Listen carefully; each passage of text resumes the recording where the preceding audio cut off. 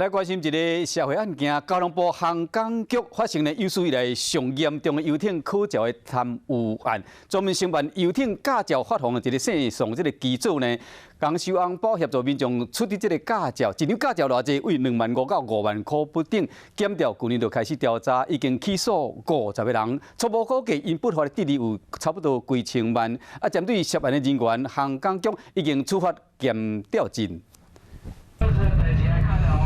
想要驶游艇欣赏美丽水上的风景，就跟咱赛车同款，要有游艇驾照。要么负责发放驾照的交通部航港局人员，涉嫌利用考照业务卖驾照。想要考游艇驾照的人，只要付钱，给航港局一个负责承办的姓宋的人员，由于内部登录发放驾照系统，就会使为做不实的驾照，一张为25000到5万块不等。只要交相片，唔免考试，就会使摕到证件。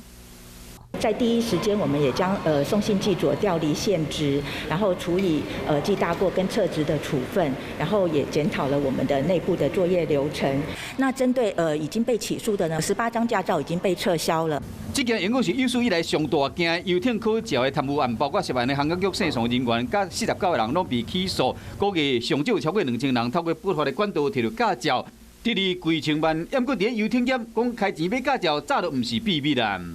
大概有谁在卖，其实大概心里大家也都有数